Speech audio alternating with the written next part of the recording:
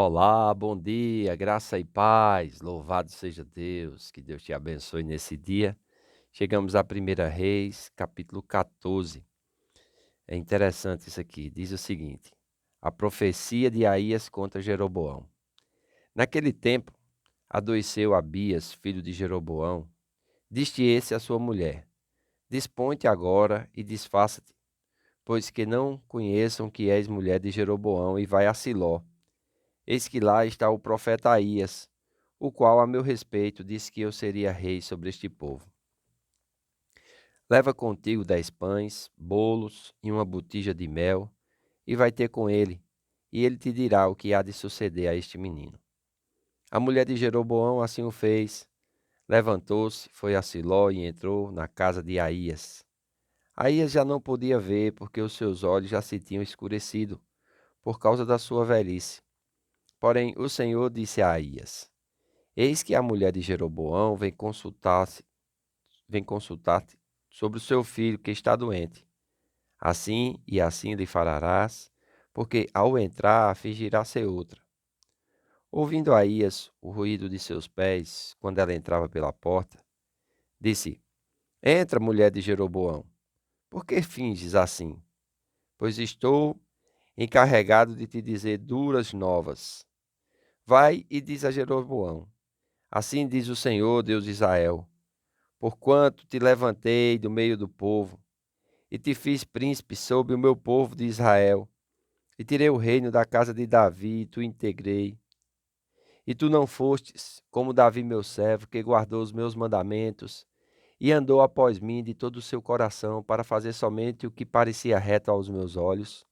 Antes, fizestes o mal, pior do que todos os que foram antes de ti, e fizestes outros deuses e imagens de fundição para provocar minha ira, e me virastes as costas, porquanto eis que trarei o mal sobre a casa de Jeroboão, e eliminarei de Jeroboão todo e qualquer do sexo masculino, tanto escravo como livre, e lançarei fora os descendentes da casa de Jeroboão, como se lança fora o esterco, até que de todo ela se acabe.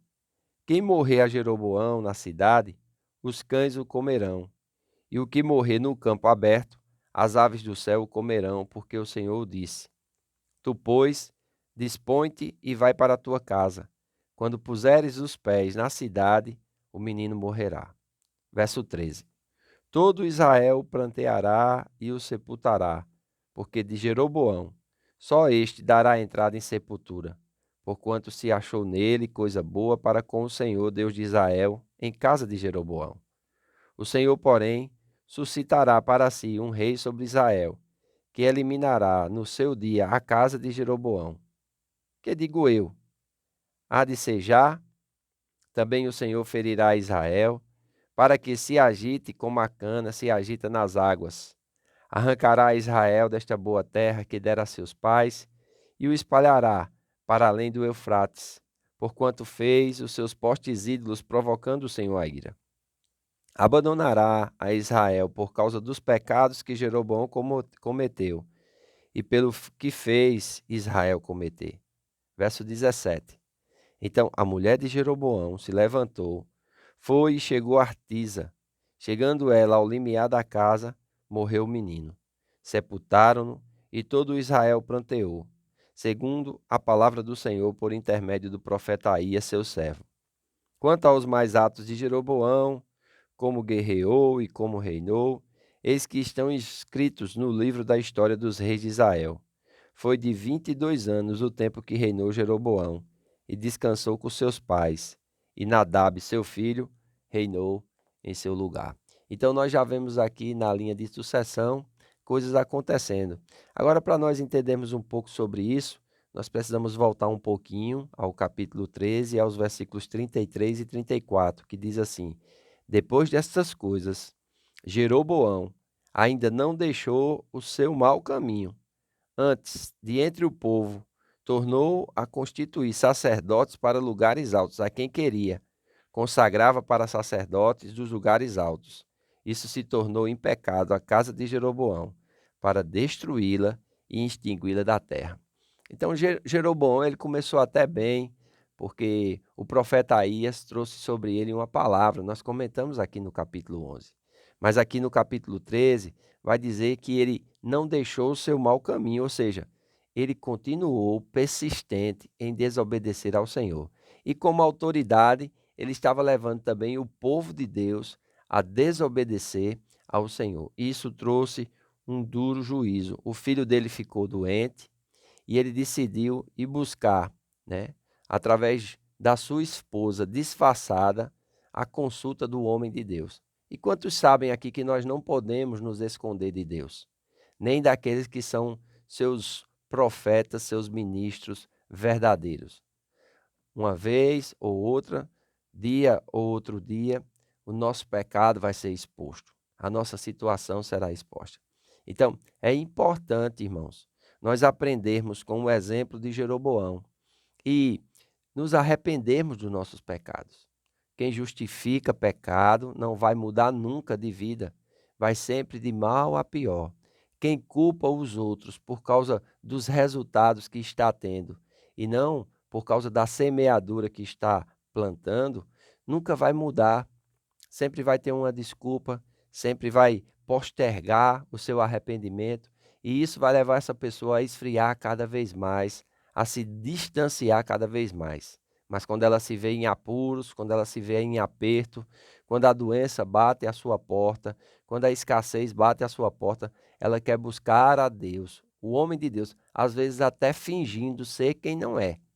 Então, isso é algo que nós precisamos aprender e é algo que nós precisamos nos atentar nesses dias. Amém? Jeroboão, ele traz aqui uma ideia interessante. A mulher dele obedece e vai até Siló. Quando chega na casa do profeta Aías, ele diz: olha, quando você voltar para casa, seu filho vai morrer. Aquele que estava doente.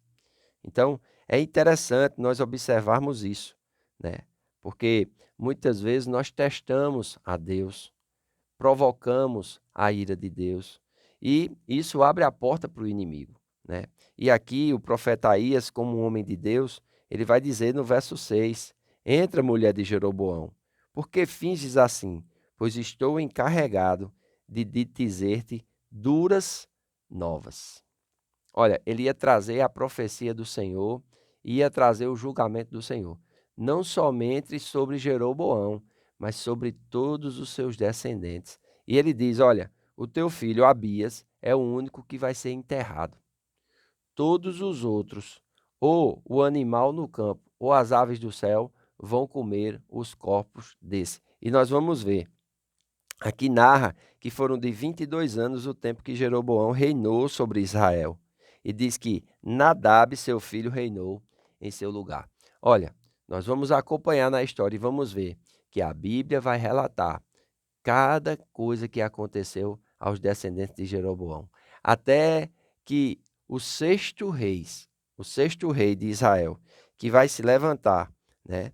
E ele vai tirar a a a capital, porque a capital, política era em Betel, e tinha também o templo de Betel e tinha um templo em Dan. Então as capitais religiosas eram 2 no Reino do Norte.